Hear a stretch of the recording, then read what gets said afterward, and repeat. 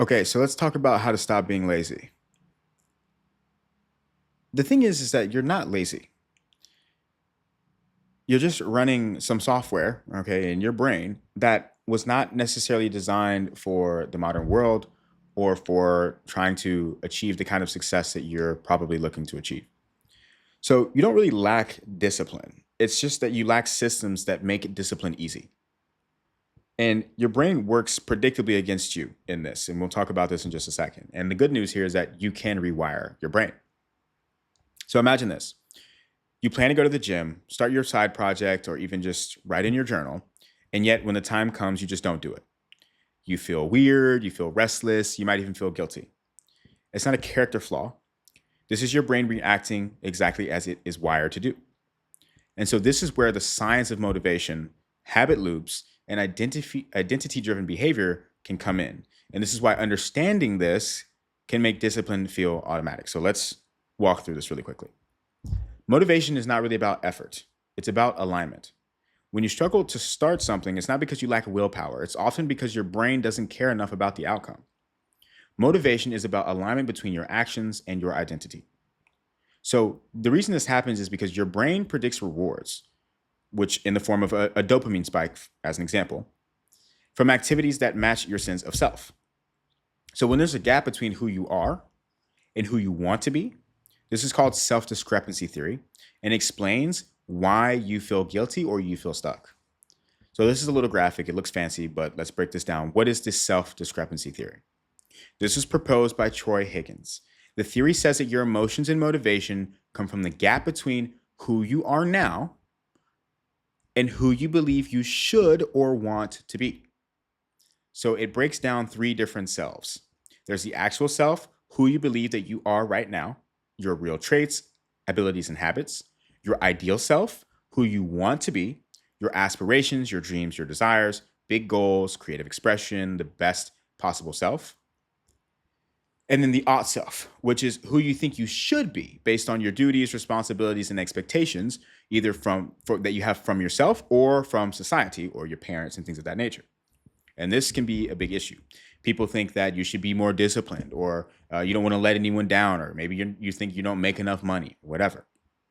And so, with that, you can have feelings of guilt, anxiety, or pressure.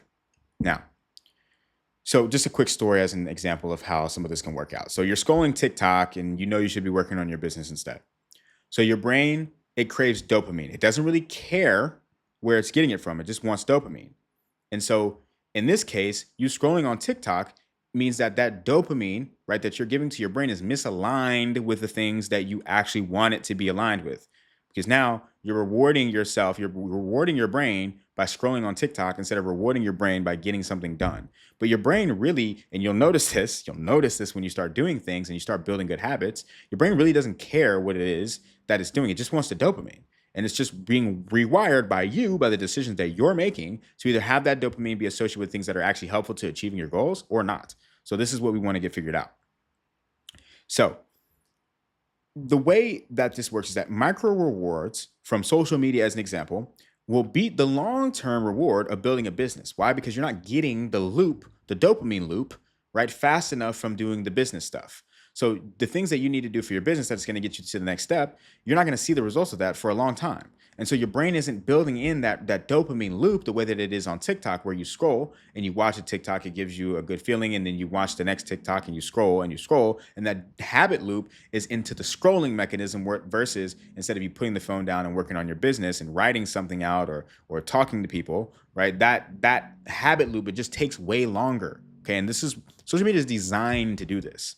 So, anyways, the way that you can start to get away from this is to start with the things that you actually do care about and the things that do motivate you or that you are passionate about. So start with tiny actions that excite you, like writing one sentence or doing one push-up. Each success releases dopamine and votes for the identity that you want. Because what happens is when you don't create the dopamine loop to the things that you want to be doing, then you're also going to continue to do things that are misaligned with that identity, right, of who you'd like to be.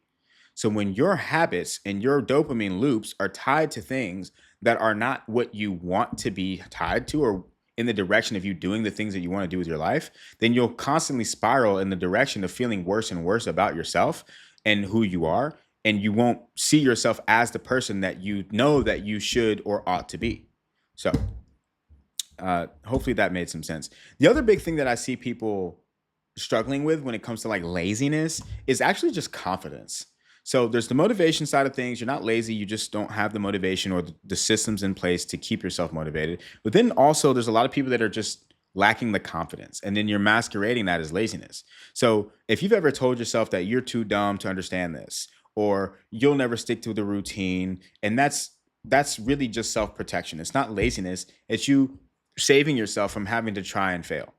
So the science of some of this is this concept of self-efficacy. So belief in your ability will drive action, and that's even more than the actual skill itself.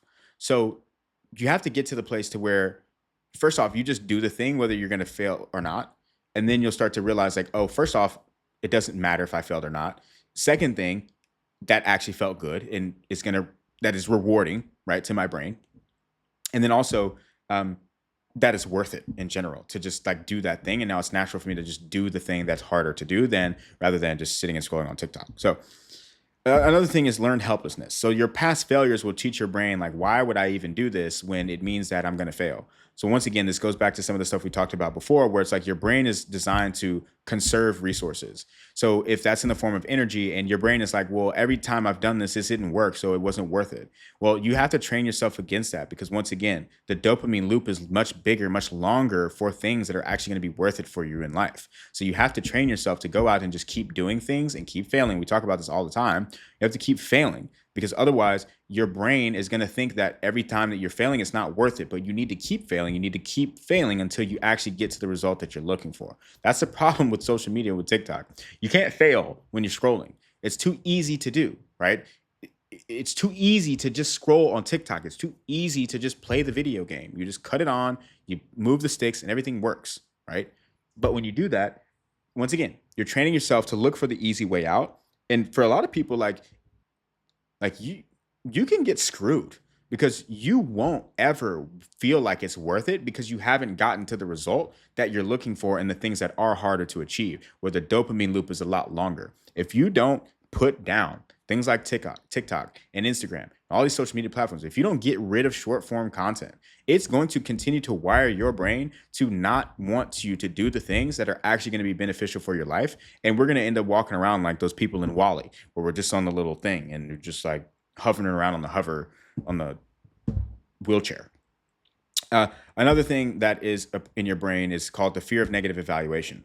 So you're anticipating judgment, and that will activate your amygdala, which is the same part of the brain that reacts to danger. So once again, ways around this: take small steps and make them achievable things that you can do, right? You can do it. Whatever it is that you're saying to yourself that you don't know if you can do it or not, you can do it. You've seen other people doing it, and that's why you know it's possible. You've seen people doing it that are way less competent than you. So with that being said, you know you can do it. The only thing that you need to do is take that one small step. I had a friend who wanted to go out and do wholesaling, and he would just watch videos, and he would just watch videos, and he would watch videos. He'd say, oh, I think I could do this, but he never did it. He never went out and sent the emails. All you have to do is, for 5 minutes a day, gather emails and send them out. And nowadays you have AI tools. Use AI tools to your advantage so that you don't have as much of a load when it comes to going out and actually getting things done, and getting the little things done. Especially if you were to send out 100 emails a day or 30 emails a day for 3 months, you would send out, what's that? A lot of emails. A lot of emails. And eventually you'd get responses from people for whatever it is that you're trying to accomplish in your business.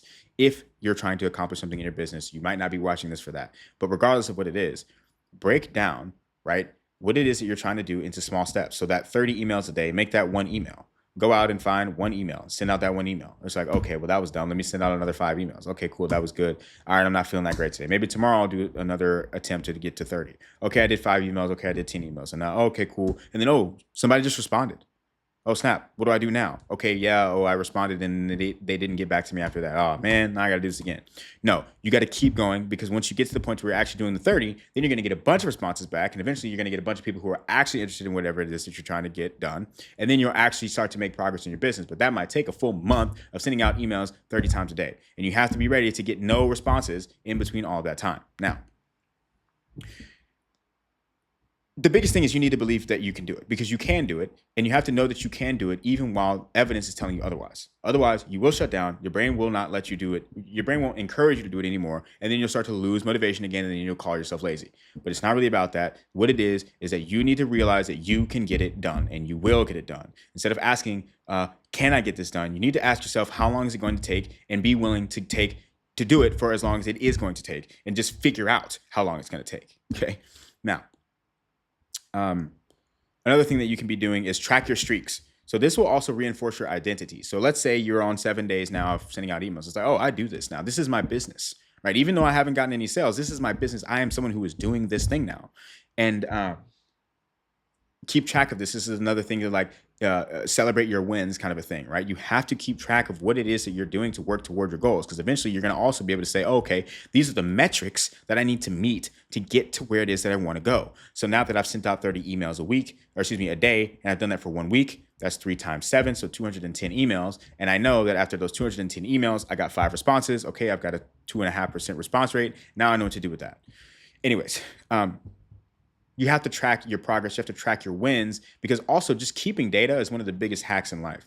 This is something that is a huge hack. When you keep data and stuff like that, you end up having several different ways in which you can use that data down the line that you haven't even thought about yet. So just keep track of the things that you're doing, keep data, keep a log, and this will help you to optimize your life into the future. Now, another thing I want to talk about here is that the brain craves predictable rewards, and it punishes broken habits. So here's where things can get kind of interesting, because your brain will build these habit loops. You have the cue, meaning you see something, for an example, and it triggers your brain. You have a response to that, right? You might go toward it or away from it. You might do something that you've now seen a prompt to do, and then you have the reward that you get for doing that thing. So I have my phone. I see TikTok on my screen. Oh my goodness. I click on TikTok. Now I get the reward of, oh, I just got to see this really cool TikTok. Okay, great. What do I do in this case? What I need to do is I need to delete TikTok off of my phone, just as an example. Otherwise, let's say I open my phone. Oh, snap, there goes Slack. Let me click on Slack and see if there's anything going on in there. Oh, there isn't. Let me go ahead and start some conversation with my team and see where everyone's at. Let me check in with people. Oh, then because of that, I need to go and send out emails to this person and that person and whatever. It's like, oh, okay, now I just got all that stuff done. And guess what? Your brain feels the same dopamine response from getting things done as it does to going and scrolling on TikTok. So you just need to rewire your brain to focus in on the things that you want it to do, because then what will happen is you create this predictable reward loop where, for instance, when it comes to going to the gym, where if I don't go to the gym, guess what? My body and my brain is like, what is wrong with you, dude? What's up? Now, there's the physiological aspect of that, but I looked it up. It's also not just a physiological thing. In general, your brain has these reward loops. So when you stop doing the things that are rewarding your brain, you're going to have a withdrawal, in a sense, right? And that's why people get so addicted to these social media platforms. And that's why, honestly, you just need to quit them cold turkey. You just need to get rid of them if you're stuck in these loops and it's taking up too much of your day and you're not getting where you want to go. So, just some real life examples of how this negative reward prediction error concept works is that it feels like guilt, restlessness, or irritability. So some examples are: you skip a morning jog and you feel off. You don't do your journal, so you end up feeling this really subtle anxiety or discomfort. Or you skip brushing your teeth. It's a small, but you have a noticeable internal tension where you're like, something feels off. I feel gross, and that affects the rest of your day and the rest of how you look at yourself. It builds into the identity of, are you the type of person who brushes their teeth in the morning or not? And that is a really big deal when it comes to going out into the rest of your life. Now, how does dopamine play in? Because dopamine is a hormone, right? It's a chemical in your brain, right? So it's not just pleasure, it's anticipation. When a habit is repeated, your brain starts releasing dopamine before you do that thing. As soon as you see TikTok on your phone, dopamine will get released in your brain. This is why you have to get rid of the cues that push you in the direction of negative things that will lead to you feeling as if you are a lazy person. Now, so when a habit is repeated, your brain starts releasing dopamine before you do it. Skipping that behavior, dopamine will then dip below the baseline, which is a subtle feeling that something is wrong. So the identity connection is that repeated habits lead to your identity reinforcement. Missed habits equal identity violations and emotional discomfort. So the example is, I'm someone who trains. So when you skip a gym session, feeling like you're breaking this version of who you are and who you ought to be, or who you ideally would like to be. Okay, it creates that discrepancy in yourself. So Cool. So just a story tie-in. Imagine the gym habit. So a psychological reward is that I'm disciplined, I show up. Obviously, you also have the actual endorphins and the stress relief that comes with working out. So even without exercise, though, skipping triggers will lead to discomfort, and your brain expects you to do the things right that uh, you're accustomed to doing. So now let's talk a little bit about systems and brain chemistry and how this all works together. So your brain can be trained, but you have to structure, and you need structure and chemistry on your side. So brain chemistry hacks, things to think about. Dopamine is the anticipation, okay, drives habits, which reinforce by celebrating. You can reinforce this by celebrating micro wins. Okay, so when you do the thing that you're supposed to be doing, you can then celebrate, you can reward yourself in whatever kind of a way. You wrote the email, okay, great. I'm now going to check my phone, right? At least front load the activities, right, of the things that you need to do. And then you can say, okay, now I can do the things that I want to do. And then that actually creates a cool reward loop. But that doesn't mean you get to spend 30 minutes on your phone. It just means, hey, okay, I can look at my phone. Okay, I'm done looking at my phone. I need to lock in and do 5 times as much of that work. Okay, cool. Now I can look at my phone. And then you start to stretch, right, the amount of time that you're spending doing the things you need to do, and then rewarding yourself with the little thing that you want to do at the end.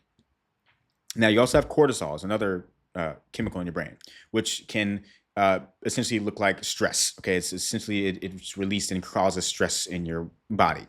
So what this means is that you'll end up avoiding certain things. So you manage the things that stress you out, right, by meditating, sleeping, and doing breath work. Okay, these are all things, by the way, that I am working on actively. Okay, this isn't stuff that I've just mastered. This is stuff that I'm also working on. It's managing that stress response that you get from, oh, I need to do this, oh, I need to do that. And another thing, by the way, that mitigates all of this is doing things that you actually want to be doing. Back to the beginning, right, of it's about alignment, right? When you align yourself with the things that you actually enjoy and appreciate, then you get less of that stress response when it comes time to do the things that you really need to be doing or that you want to be doing, right? It's not stressful anymore. So let's see. Yeah. So endorphins. Okay. So movement can trigger natural rewards and strengthen habit loops as well. So uh, I always come back to like going to the gym. Going to the gym will not only reinforce, right, obviously the physical benefits that you get from that, but it also is going to train your brain to say, hey, this is something that is making my life better and I'm enjoying this. And so I want to go to the gym tomorrow. And this is a part of my identity. I am a person who goes to the gym. Oh, because of that, I am a person who's disciplined. And then this comes back to some of the other things we've talked about before, where people will also start to say that about you. And they will notice this about you. People will treat you as if you are disciplined because of the fact that, for instance, you visibly, physically exude discipline. You can't fake that. Okay. At least not yet. I mean, maybe this Ozempic thing is moving us in that direction, but whatever.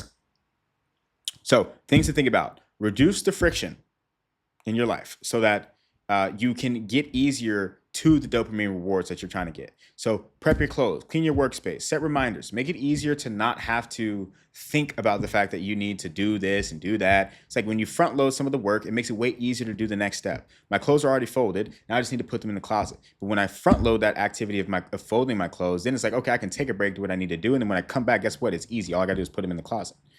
How can you do that with your business? How can you write out all of the emails? It's like, oh, I don't really like have all the emails that I need to send them to. So let me just like write out all the emails, and then I'll send them when I find the emails, or the other way around. I'll find all the emails that I need to send emails to, and then it's all right, cool, I did that. Now I can check my phone or do whatever I want to do, and then I can come back and say, all right, now it's time to actually write these emails and send them out. Cool. Pre-reward your brain. So find ways to basically get that small dopamine hit before you start by associating the things that you need to do with certain cues. So for instance, I have a background on my phone that reminds me every day of the things that I'm working toward. Okay. So if I'm constantly seeing that cue, then I'll constantly be thinking to myself, what are the things that I can do to push that forward? Having a background screen on your phone is the biggest hack that like tells you what it is you need to be doing, whether it's like your actual goals, whether it's a task list, anything of that nature. That is a major, massive hack that people sleep on. Even I can improve upon that. So, once again, another thing is to track your streaks. So each little micro action that you do will reinforce your identity and update your brain's predictions. So you want to keep on, like, once again, tying in the dopamine loop. What do you get for the thing that you've done? What do you get? Oh, you get the fact that you now get to write down the fact that you did it. Sometimes that's enough. Okay. Now, Identity-based discipline. There's another hack here. Motivation comes and goes. Identity is something that sticks with you. So when you decide, I'm the type of person who, whatever, your brain will naturally drive behavior to match that. So step by step, identify your identity, decide your identity first. Who is it that you're trying to be? Who is that the ideal version of yourself? What is that? You have to have that defined, or none of this is really even going to make any sense. So decide your identity. Stack little micro habits, right? Do little things, okay? Reward yourself. Do more of the little thing, reward yourself, and then get to the point to where you really don't even care about the reward itself, but you're actually enjoying the thing that you're doing. And the way that happens, once again, also is by doing things that you actually want to be doing with your life. So you want to kind of use systems and your brain chemistry to create automatic consistency. You want to create systems out of creating a better life for yourself, or out of being more productive and not being lazy. It's not just about, oh, I'm lazy, I'm not doing this. It's about making sure that, first of all, you're aligned with the things that you actually want to be doing with your life. You have to define this stuff step by step. Write down who it is that you'd like to be, what it is that you'd like to be doing. And you'll see that there's a lot of repeating stuff here, because this is really important and massive to getting to where you want to go. And then also recognize that you can do these things. So those are the two major things that I think people have issues with, is doing things that actually don't motivate them at all. And then also just not believing that they can do the things that they actually want to do. You think that you want to do the thing that you want to do because you're being told that it's going to make your life better, but you need to really take inventory of whether or not that's the thing that's aligned with who you actually want to be and what you want to do with your life. So start everything off with, who do you want to be? What do you care about? What are your values? And where does that life look like? And then you can work backwards and say, okay, what are the things that I need to do to get that done? So from there, keep track of all the progress that you're making, and do little things in between that chop your goals up into shorter timelines. So the takeaway here is that your brain is not lazy. You're not lazy. You have a predictable, reward-driven, and identity-focused machine and software. So when you understand that motivation equals alignment and not just effort, that low confidence equals protection and not laziness, negative reward prediction errors equal the feeling off signal, right? So when you start to do things enough, right? When you do the things that you know are good for you enough, eventually it's going to feel bad to not do those things. Okay, so you need to start doing those things so that eventually you get to that point. And then habits equal identity reinforcement and dopamine anticipation. So you can design systems and actions that make discipline effortless. So the TLDR here is, pick a meaningful action. First off, define who you want to be. Period. Define who you want to be and make sure that you're finding things that are aligned with that. Now you can pick a meaningful action that's aligned with who you want to be. Start little things, build streaks. This is going to build your confidence inherently, okay? Because that's going to be the next step, is you need to have the confidence that you're going to get to where you want to go. You need to see little incremental progress. You need to track the fact that you're actually doing the things consistently, even when you're not seeing progress. Now, pre-reward your brain, reduce friction. So find ways, once again, to provide those cues to yourself so that you know that you're actually doing the right things when it's time to do those things, and you're not having cues that are bad for you. Reinforce your identity daily. Write down who you are, who you want to be, and keep that as a part of where you're at. And when you say who you want to be, you're going to write down that this is who you are now. I am the person who goes to the gym every single day. I am the person who talks to people everywhere they go. Use movement, sleep, and stress management to optimize your brain chemistry. A lot of this stuff gets thrown off just based upon the fact that you're not sleeping well. Okay, so you want to eat good, you want to sleep well. I practice intermittent fasting so that when I'm throughout the day, my energy levels are stable and I'm not going up and down and feeling this and that or whatever based upon just my hormones in my body. Okay, so find ways to also do that. That will also reduce the friction that it takes to make all of this happen and get to where your habits actually work for you instead of you working all the time to break habits. Instead, now your habits keep you from wanting to do things that aren't good for you, or to enforce the fact that you're going to do the things that are good for you. So last thing, you're not lazy. You just need to train your brain to do the things that you know that you need to be doing. And when you train your brain well, it becomes your most powerful ally. This has been the Inner Operator. Let me know what you thought of this in the description down below. Was this too woo-woo? Was it too high level? Was there not enough practical stuff here? Let me know, and I'll continue to try to bring stuff like this to you and make it a little bit better. So see you next time.